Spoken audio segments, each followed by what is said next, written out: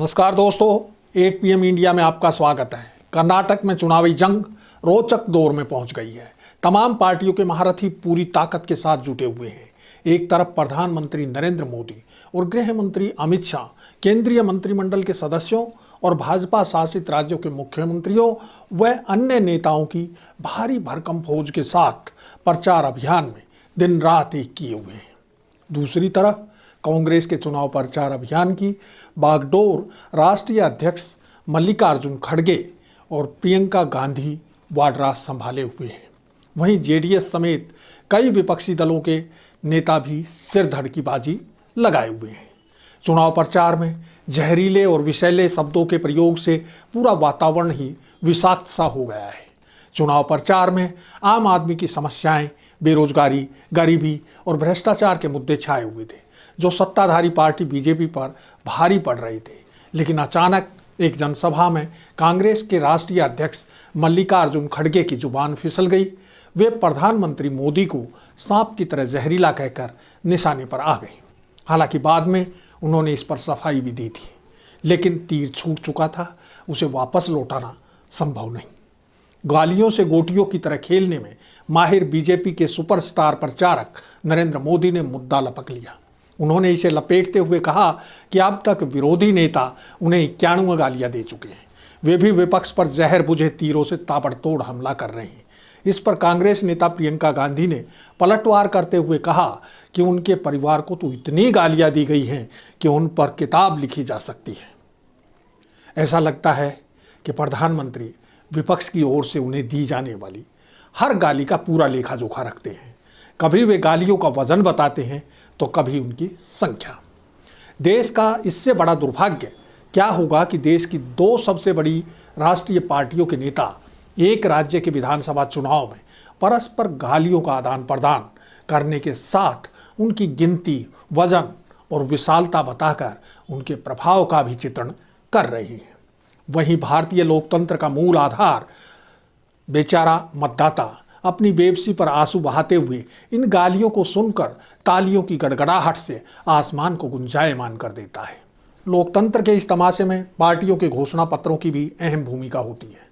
सत्ताधारी पार्टी भाजपा ने अपने घोषणा पत्र, माफ कीजिएगा संकल्प पत्र में इस बार गरीबों के लिए मुफ्त के वादों की झड़ी लगा दी। इसमें बीपीएल परिवारों को हर महीने 5 किलो राशन देने, साल में रसोई गैस के 3 सिलेंडर मुफ्त देने का वादा किया है। एक सिलेंडर दक्षिण भारतीय नववर्ष के मौके पर, तो दूसरा गणेश चतुर्थी पर और तीसरा दीपावली पर है। अब सवाल ये उठता है कि क्या इस देश में हिंदू ही गरीब हैं? क्या अन्य धर्मों के लोग गरीब नहीं हैं? क्या उनके त्यौहार नहीं होते? क्या वे देश के दोयम दर्जे के नागरिक हैं? जाहिर है इसके पीछे सोची समझी रणनीति है, धार्मिक ध्रुवीकरण की और तुष्टीकरण की, जिसे मोदी जी संतुष्टीकरण कहते हैं। इसके अलावा 10 लाख बेघरों को घर देने, महिलाओं और SC/ST परिवारों को 10,000 रुपये की 5 साल की एक FD करवाई जाएगी। 3 लाख महिलाओं को फ्री बस पास मिलेगा। मुफ्त भोजन के लिए अटल आहार केंद्र खुलेंगे और तीर्थ यात्रा के लिए गरीब परिवारों को साल में 25,000 रुपये दिए जाएंगे। इसके अलावा हर BPL परिवार को रोजाना आधा लीटर दूध की थैली मुफ्त दी जाएगी, वो भी नंदनी दूध की, चूँकि नंदनी बनाम अमूल बड़ा चुनावी मुद्दा बन चुका है। अब हमारा प्रधानमंत्री जी से एक ही सवाल है कि आप मुफ्त की रेवड़ियों का विरोध करते करते खुद ही मुफ्त की रेवड़ियाँ क्यों बांटने लग गई? इसके अलावा बीजेपी को कर्नाटक के गरीबों से इतना ही लगाव है तो राज्य और केंद्र में आपकी ही डबल इंजन सरकार है, फिर अब तक ये सब क्यों नहीं किया गया? बड़ा सवाल ये भी है कि चुनाव के वक्त ही गरीबों की सुध क्यों आती है राजनीतिक दलों को? मुफ्त की घोषणाओं में कांग्रेस भी पीछे नहीं रही। 200 यूनिट बिजली फ्री और महिलाओं को फ्री बस यात्रा का मुख्य वादा है। अब सवाल यही है कि चुनाव में फ्री का वादा करने वाले दल हर हाथ को काम देने के लिए रोजगार सृजन पर जोर क्यों नहीं दे रहे? गरीब तबकों को मुफ्तखोर बनाने की बजाय उन्हें सक्षम बनाने की कोई ठोस योजना किसी राजनीतिक दल के पास क्यों नहीं है? दरअसल सच तो ये है कि देश में योजनाबद्ध तरीके से गरीबों को अति गरीब बनाने की प्रक्रिया बरसों से चल रही है। चूँकि गरीबी राजनीतिकों और पूंजीपतियों के लिए कमाई का जरिया है, चुनाव में उसे सस्ते में खरीदा जा सकता है, फ्री की घोषणाओं से लुभाया जा सकता है। यदि सब लोग सक्षम होंगे तो सस्ता शर्म नहीं मिलेगा। शिक्षित और सक्षम नागरिक अपने कर्तव्यों और अधिकारों के प्रति जागरूक होंगे, वे अपना हक मांगेंगे। इसलिए बड़ी आबादी को अनपढ़ और निठल्ला बनाए रखना ही सत्ता का घोषित मकसद है।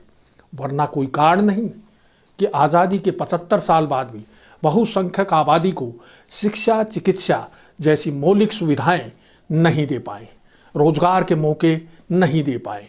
महज अमृतकाल की घोषणा करने से ही सब और आनंद की वर्षा नहीं होने लगती महाप्रभु। इसके लिए काम करना पड़ेगा।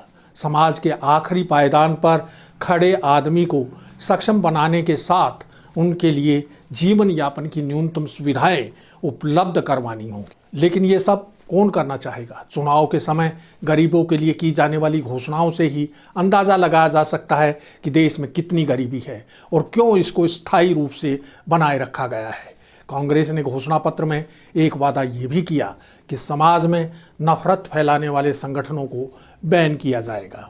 इतने तक तो सब ठीक था, लेकिन घोषणा पत्र में पीएफआई और बजरंग दल का नाम लेने के बाद न केवल कर्नाटक बल्कि पूरे देश में इसका विरोध शुरू हो गया। बजरंग दल को बैन करने को प्रधानमंत्री नरेंद्र मोदी ने सीधे हनुमान से जोड़कर इसे चुनाव प्रचार का मुख्य जुमला बना दिया। हालांकि नफरत फैलाने वाले संगठनों को स्वाभाविक रूप से बैन किया जाना चाहिए।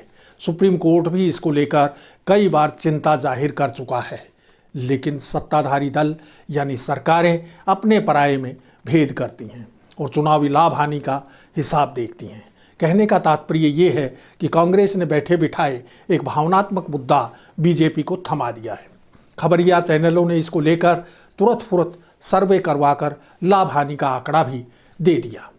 अब तक फ्रंट पर खेल रही कांग्रेस बैकफुट पर आ गई। चुनाव में अवैध धन का कितनी बड़ी मात्रा में इस्तेमाल हो रहा है, इसका अंदाज़ा राज्य में आचार संहिता लागू होने के बाद पकड़ी गई नकदी, आभूषण, कीमती गिफ्ट और शराब से सहजता से लगाया जा सकता है। अब समय हो चला है आपसे विदा लेने का। जल्द फिर हाजिर होंगे एक नए मुद्दे और नए सवालों के साथ। नमस्कार।